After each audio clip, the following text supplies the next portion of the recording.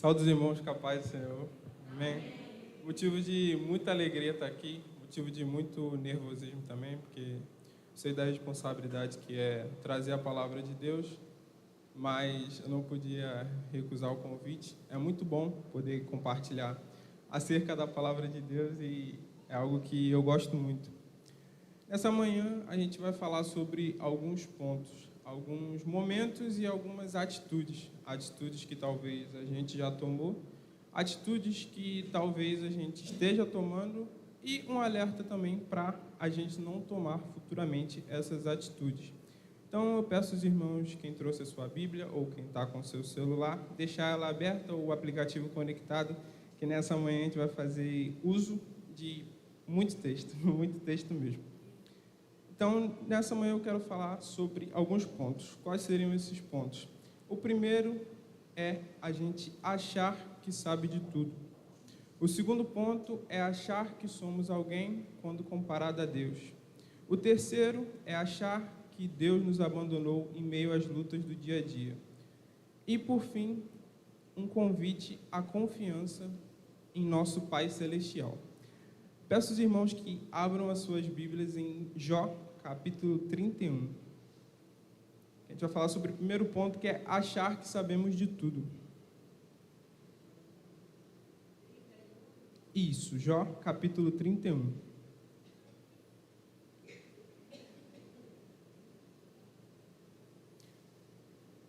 O capítulo é um pouco extenso, então vou fazer a leitura um pouco mais rápida. Amém? Jó, capítulo 31. Diz assim: Eu fiz um pacto com os meus olhos, por que então pensaria em uma donzela? Pois que porção teria eu do Deus lá de cima? E que herança do Todo-Poderoso lá do alto? Não é destruição para o ímpio e uma estranha punição aos trabalhadores da iniquidade? Acaso ele não vê os meus caminhos e conta todos os meus passos? Se eu tenho andado na vaidade ou se meu pé tem se apressado por engano, que seja pesado em balança justa, para que Deus conheça a minha integridade.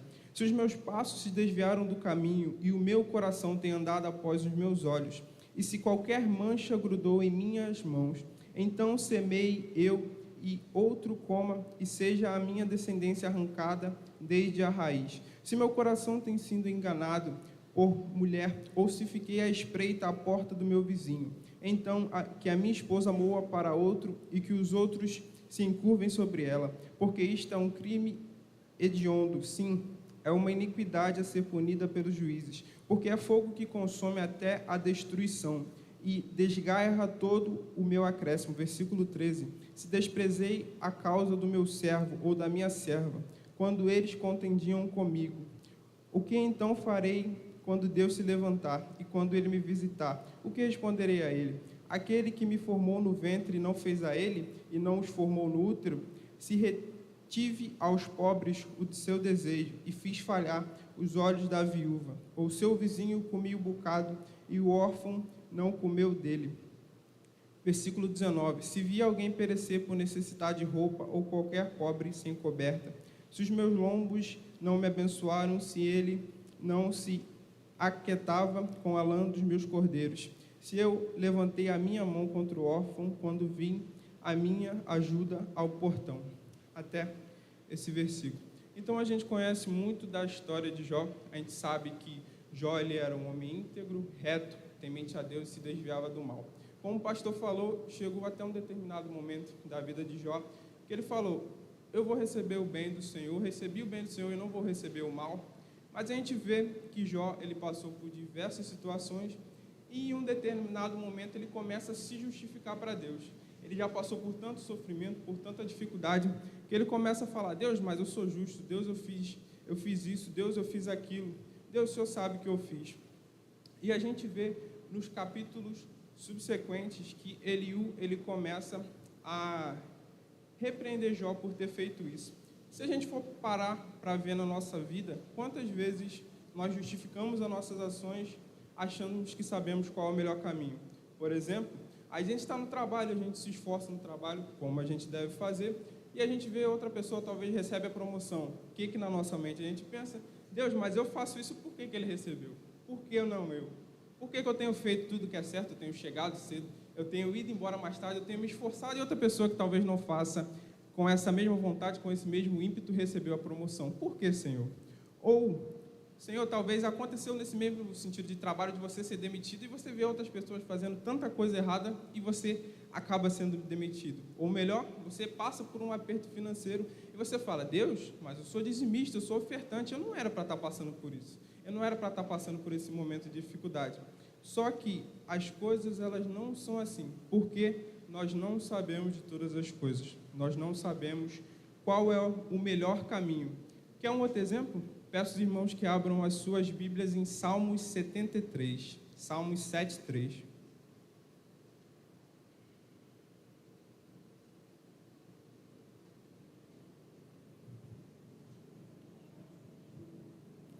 A gente vai ler do versículo 1, ou melhor, do versículo 2 até o versículo 16, que é o Salmo de Asaf, que diz assim, verdadeiramente Deus é bom para com Israel, para aqueles que são limpos de coração. Mas quanto a mim, os meus pés quase se foram, os meus passos quase escorregaram, porque eu tive inveja dos tolos quando vi a prosperidade dos perversos. Pois não há faixas em sua morte, mas sua força é firme. Eles não estão em tribulação com os outros homens, nem eles se afligem como os outros homens.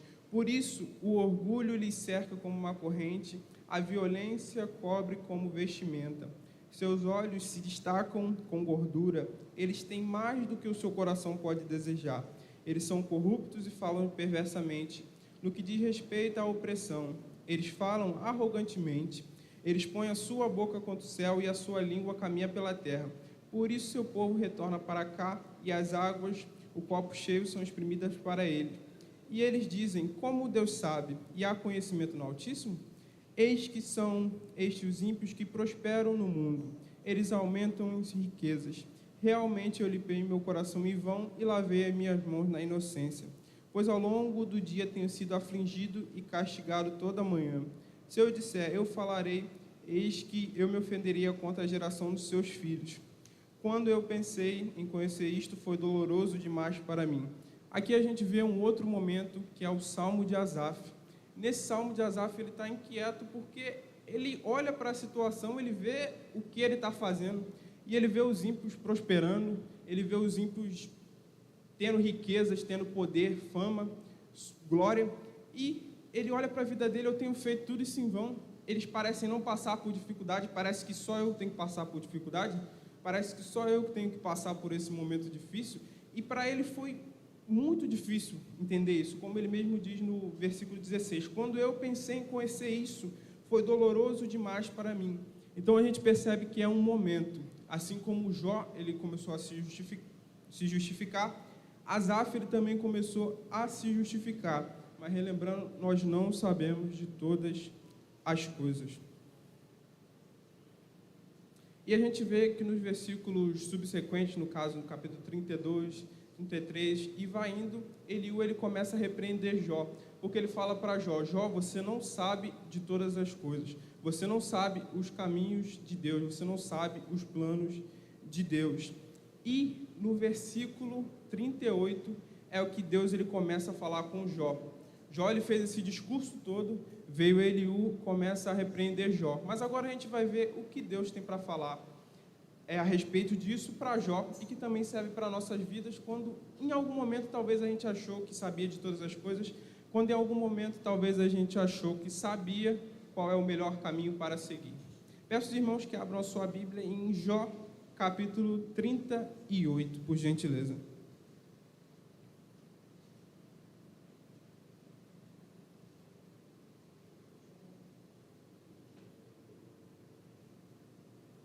Jó capítulo 38.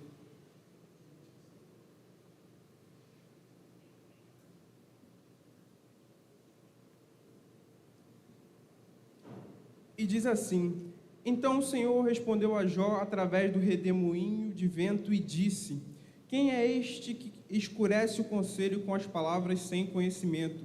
Cinge agora os teus lombos como homem, que eu exigirei de ti, e tu me responderás. Então, Jó, onde estava tu quando eu fundava a terra? Declara se tem entendimento. Quem lhe pôs as medidas, se és que o sabe, ou quem lhe estendeu linha sobre ela?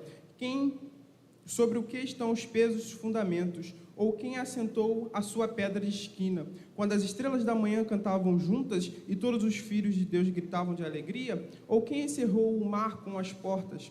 Quando este rompeu como se tivesse saído do útero? Quando eu fiz as nuvens ser vestidura e da sua espessa escuridão uma faixa para ela? E quando estabeleci sobre ele o meu limite e coloquei as barreiras da porta? E disse, até aqui tu virás, porém não mais adiante, e aqui ficarão as tuas ondas orgulhosas. Comandaste tu a manhã de teus dias e fizesse a aurora para conhecer o seu lugar, para que tomasse os confins da terra, para que os perversos pudessem ser sacudidos por ela. Ela é transformada em barro para selar, e permanece como uma vestimenta, e dos perversos a sua luz é retida, e o seu braço altivo será quebrado. Ou entraste tu na fonte do mar, Jó? Ou andaste em busca da profundidade? Têm sido abertos os portões da morte para ti. Ouvistes a porta da sombra da morte?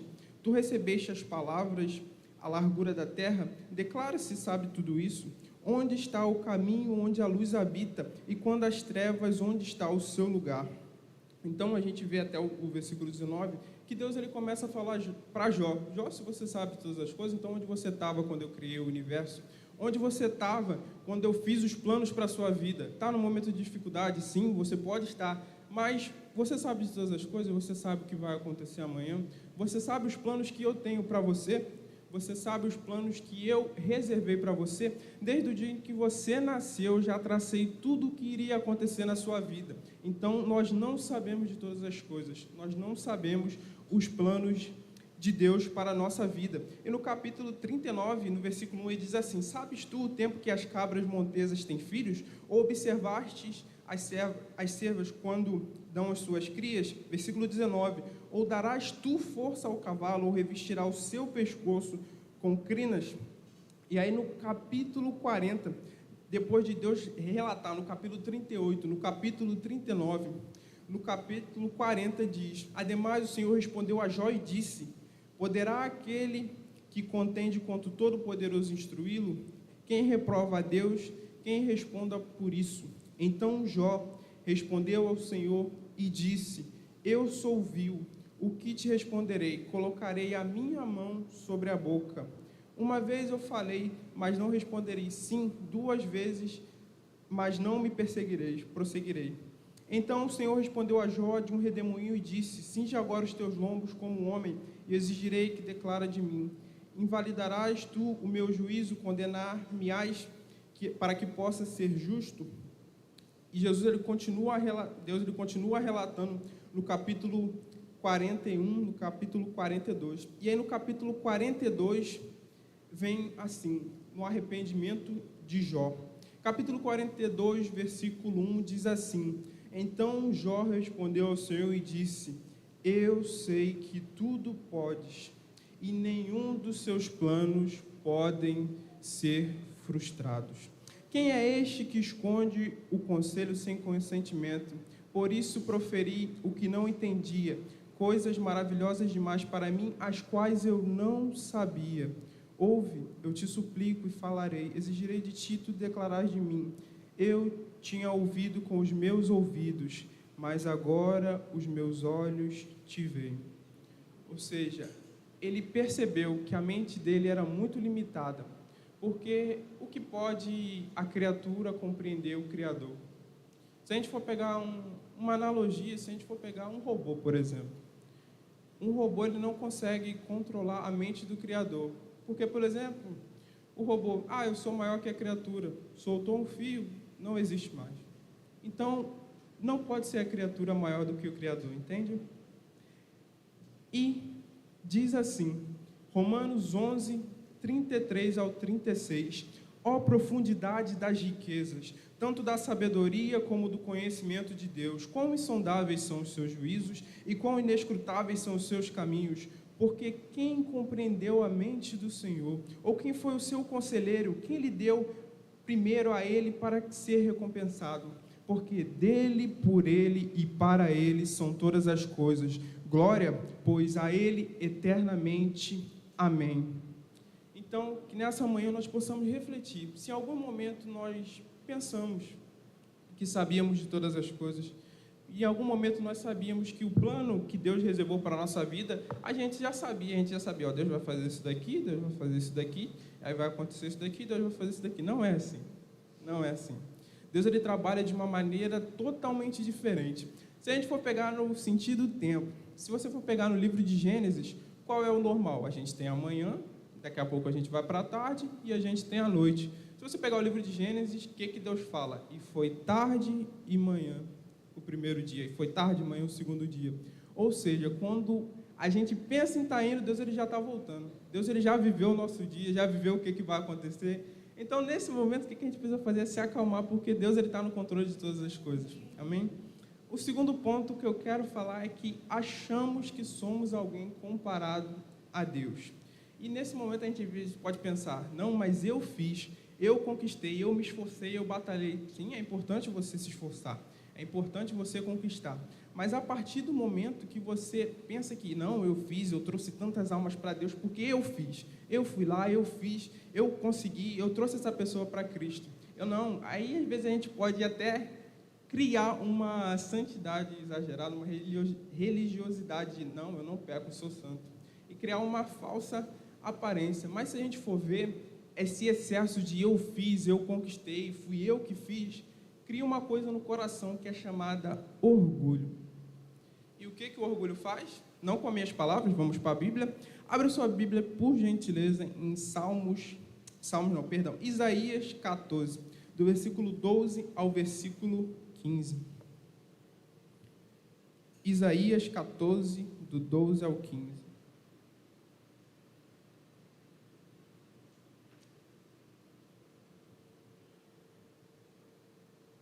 Amém?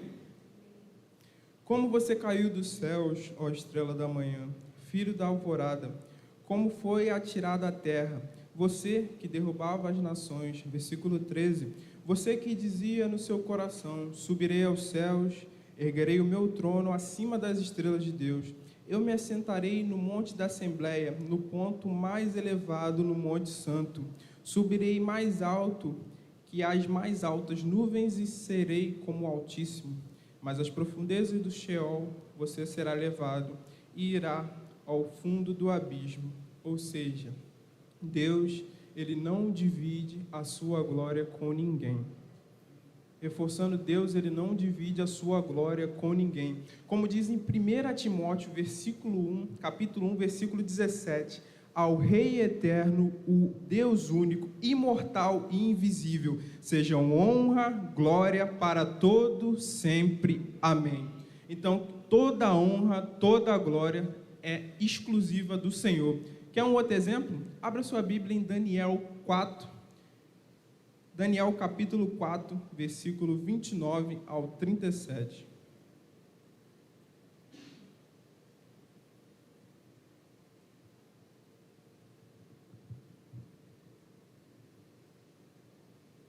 Daniel capítulo 4, versículo 29 ao 37.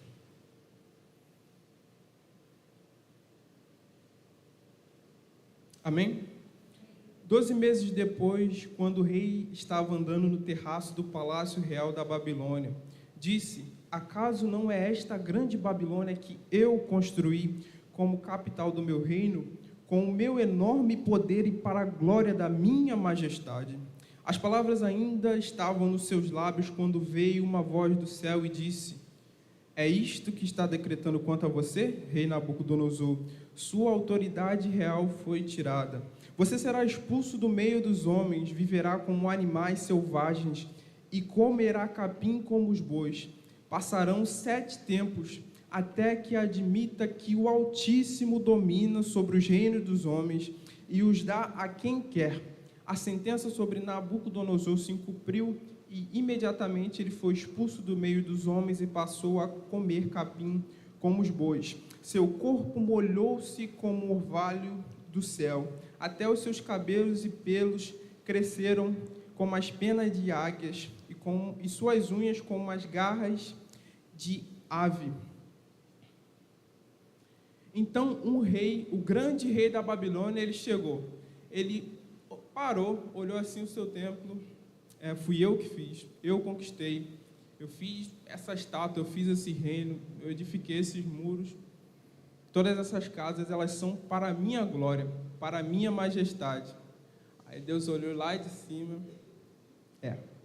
Não, a glória não é sua, a majestade não é sua. Para que você entenda que a glória é minha, a majestade é minha, você vai comer capim como os bois. Imagine, passamos por um interior e vê alguém comendo capim, o orvalho descendo sobre ele, crescer penas em seu corpo, suas unhas como garras.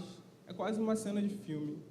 Mas Deus, ele fez isso para mostrar que homem nenhum tem poder maior sobre ele, que ele é o poderoso de todas as coisas. E voltando aqui para o texto, diz assim: ao fim daquele período, eu, Nabucodonosor, levantei os meus olhos ao céu e percebi que o meu entendimento tinha voltado. Então, louvei ao Altíssimo, honrei e glorifiquei aquele que vive para sempre. O seu domínio é um domínio eterno e o seu reino dura de geração em geração.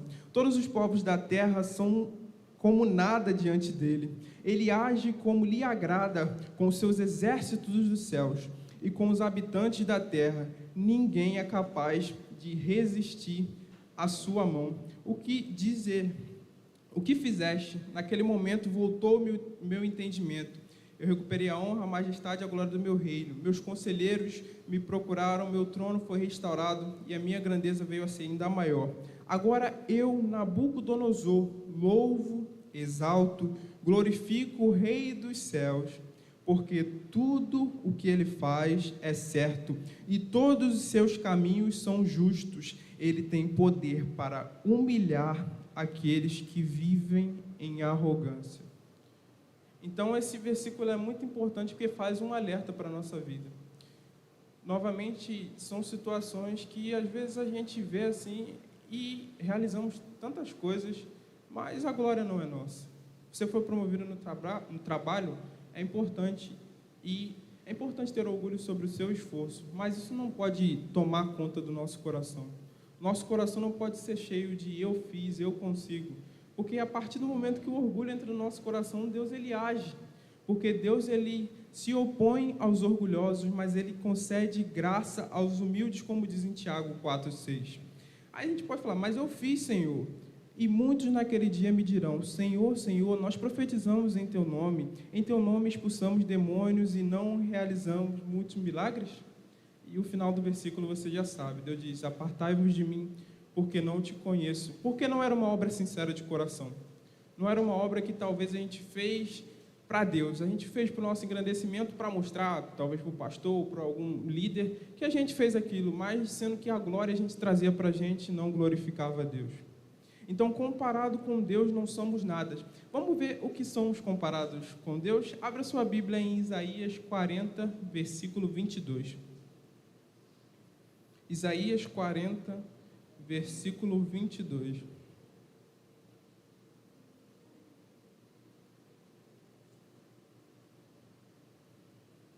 Que diz assim: Ele é o que está sentado sobre a cúpula da terra, cujos moradores são pequenos como gafanhotos.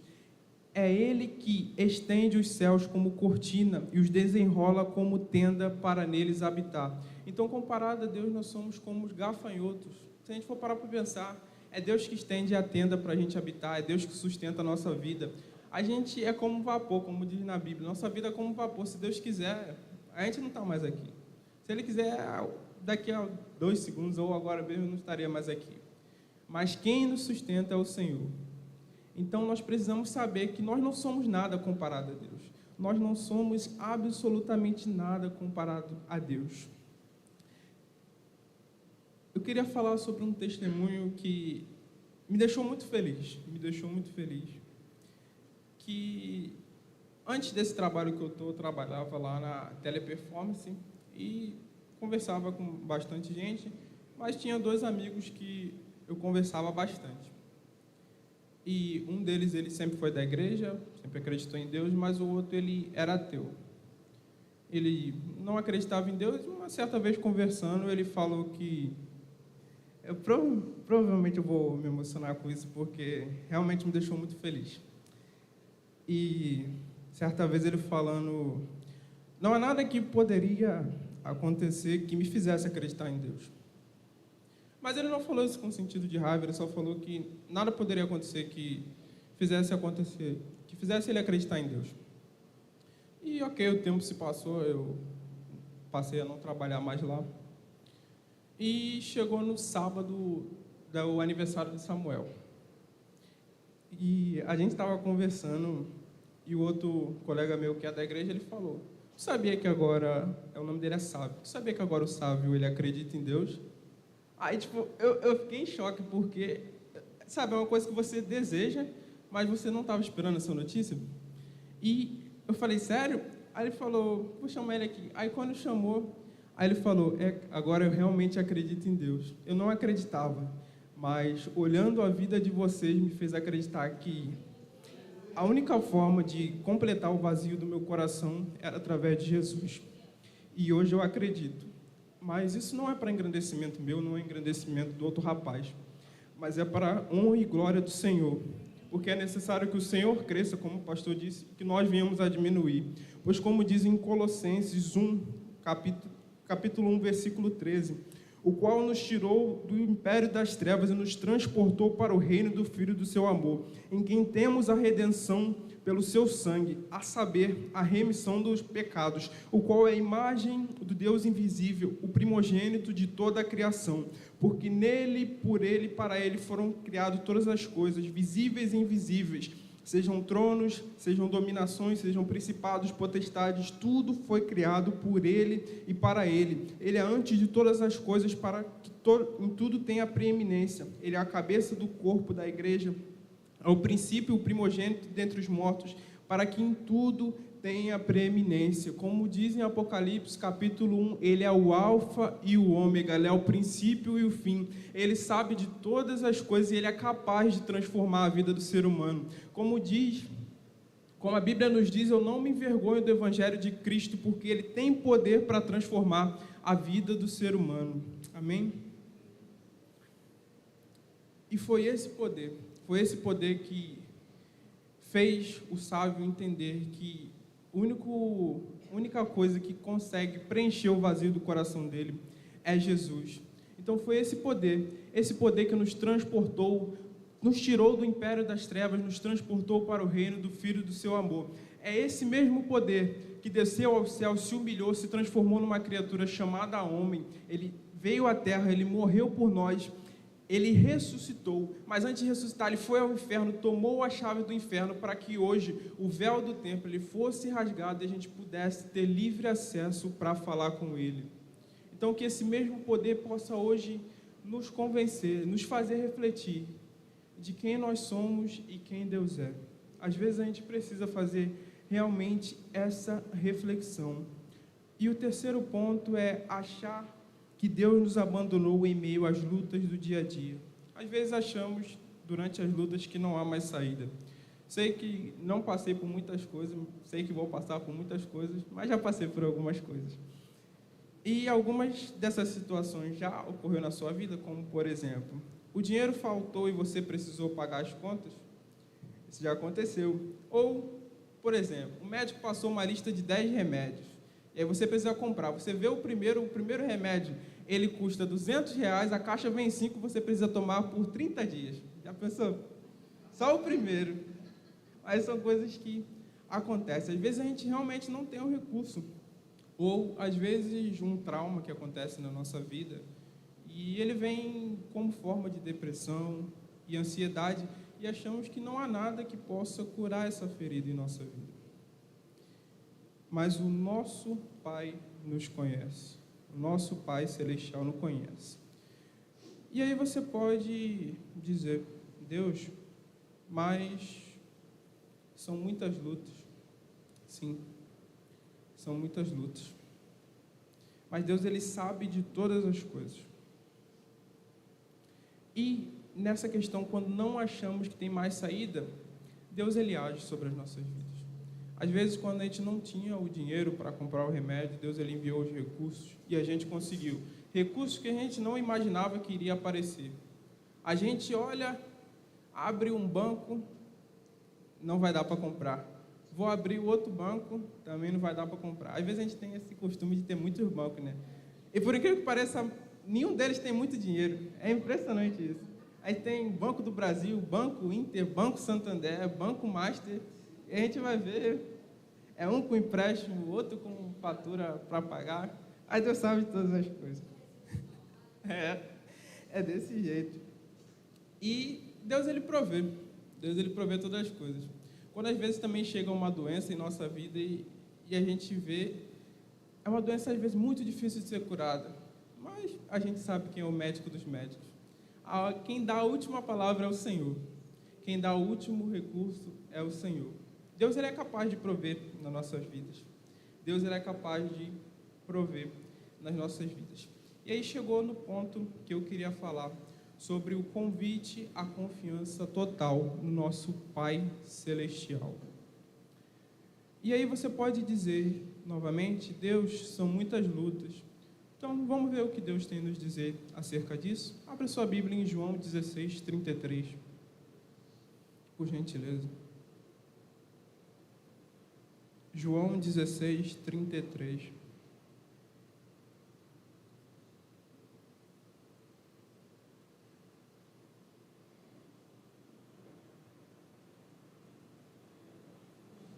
Que diz assim: eu disse essas coisas para que em mim vocês tenham paz. Neste mundo vocês terão aflições, contudo, tende bom ânimo. Eu venci o mundo. Completando com outro versículo, em Jeremias 29, 11, diz: porque sou eu que conheço os planos que tenho para vocês, diz o Senhor. Planos para fazê-los prosperar e não de causar dano. Planos de dar a vocês esperança e um futuro. Mas aí você pode...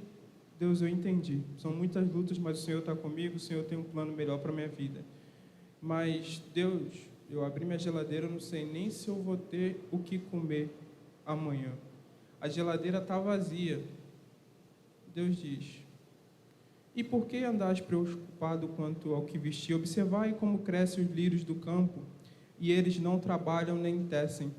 Eu, contudo, vos asseguro que nem Salomão, em todo o seu esplendor e sua glória, vestiu-se como um deles.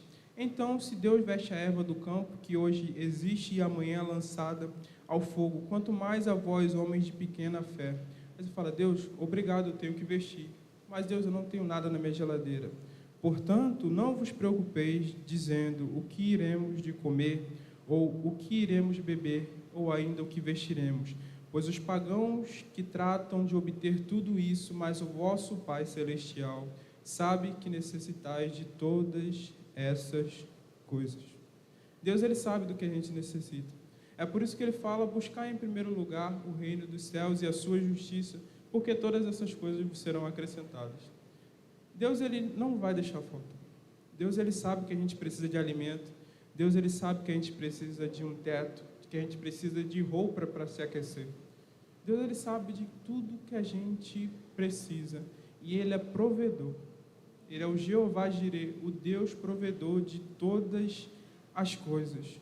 Aí você fala: Deus, obrigado. Eu sei que são muitas lutas, o Senhor está comigo. Obrigado, Senhor, porque o Senhor é aquele que provê o nosso pão de cada dia. Mas, Deus, eu estou cansado. Deus, eu estou muito cansado. Eu acordei cedo, eu não dormi direito, eu trabalhei muito, eu cheguei em casa, o menino chorou, o menino só quer colo. Deus, eu estou cansado, a minha mente ela não aguenta mais. E Deus diz assim: venham a mim todos que estão cansados e sobrecarregados, e eu darei descanso a vocês. Tomem sobre você o meu jugo e aprendam de mim, pois sou manso e humilde de coração. E vocês encontrarão descanso para as suas almas, pois o meu jugo é suave e o meu fardo é leve. Deus diz: você está cansado, meu filho? Eu sou aquele que te dá força. Eu sou aquele que renova as suas forças. Eu sou aquele capaz de mudar as suas energias, te dar um vigor, te dar esperança, te dar alegria, te dar o descanso que você precisa para o seu corpo e o descanso que você precisa para a sua mente. Porque não vamos mentir, ninguém aqui é de ferro. Nós não somos de ferro, mas nós entendemos também uma coisa: o corpo, ele pode até estar cansado, mas sabemos que o principal cansaço é o mental. Se a gente olhar nas nossas vidas, o quanto de casos de ansiedade, depressão, eu já tive ansiedade, já tive depressão, e é uma coisa muito difícil. É uma coisa muito difícil porque o cansaço, ele não é físico, é um cansaço mental. É um cansaço de que você pode ter dormido uma noite bem, mas você vê que você acorda exausto. Você acorda cansado, você vê as lutas que você tem que enfrentar. Às vezes é um parente seu que está no hospital, e aí você tem que acordar e ir lá, passar o dia, e aí você vê esse desgaste de ter que ir, ter que voltar. Você vê as lutas e você fica cansado. Mas Deus, ele nos diz novamente, e abre suas Bíblias em Isaías 40, versículo 28, por gentileza. Isaías 40, versículo 28.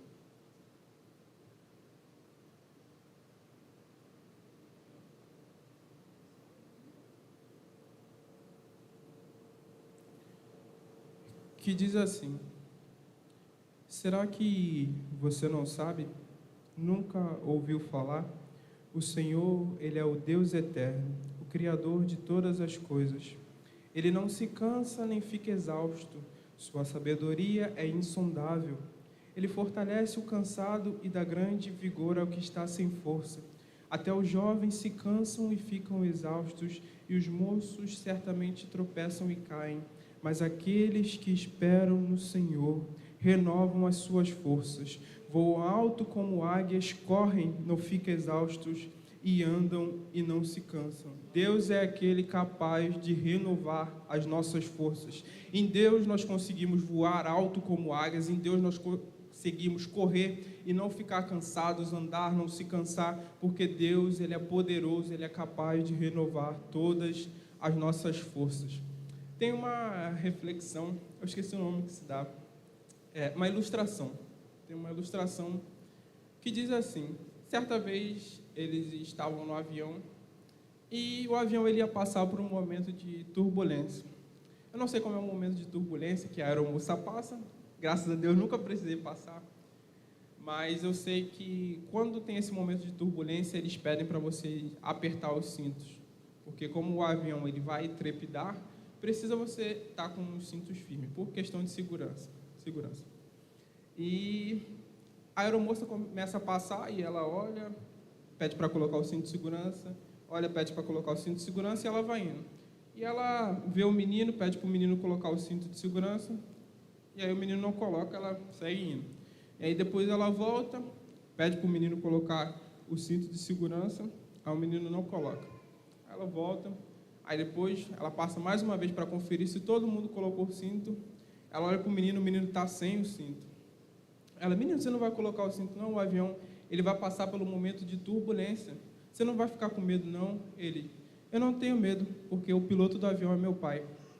Ou seja, ele não tinha medo, porque ele sabia quem estava no controle das coisas. Ele sabia quem estava no controle da situação. Ele não tinha medo. Eu não tenho medo, porque meu pai está no controle de todas as coisas.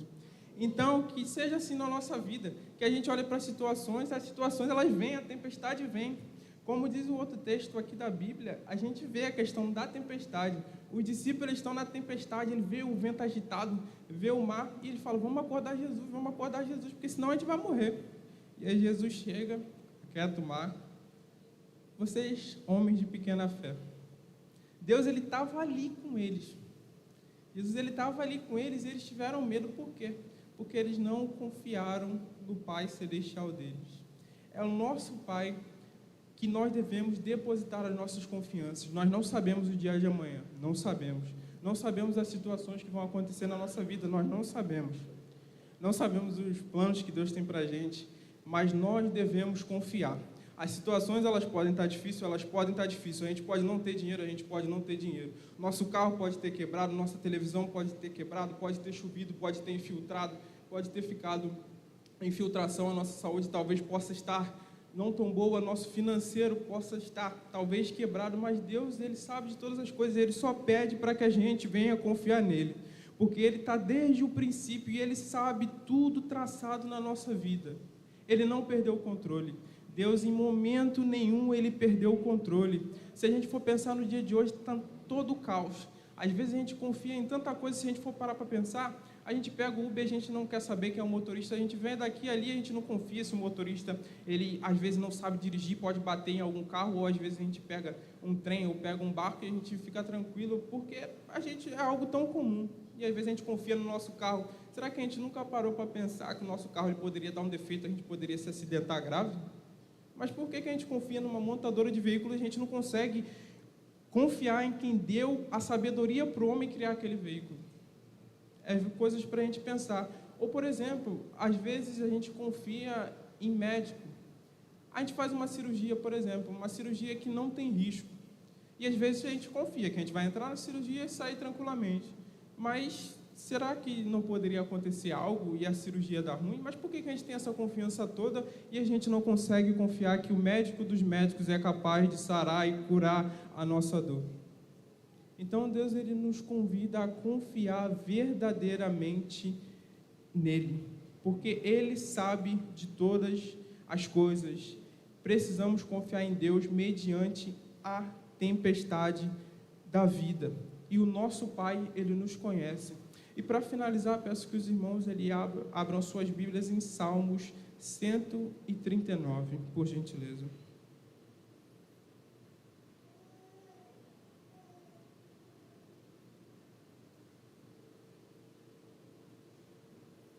É um salmo muito lindo da Bíblia, que ele diz assim: Senhor, Tu me tens procurado e me conheceu. Tu conheces o meu assentar e o meu levantar. Entendes o meu pensamento de longe. Cerca a minha vereda e o meu deitar, e conhece todos os meus caminhos, pois não há uma palavra em minha língua, mas o Senhor já sabe de tudo. Tu me envolveste por trás e pela frente e puseste a tua mão sobre mim. Tal conhecimento é maravilhoso demais para mim. É tão alto que não posso alcançá-lo. Para onde me irei do teu Espírito, Senhor? Ou para onde fugirei da tua presença? Porque, Jesus, se eu subir ao céu, tu lá estás. Se eu fizer a minha cama no inferno, eis que tu estás também. Se eu tomar as asas da manhã e habitar nas partes mais extremas do mar, até lá a tua mão me guiará e a tua mão direita me susterá. Se eu disser, certamente as trevas me cobrirão, até a noite será luz sobre mim.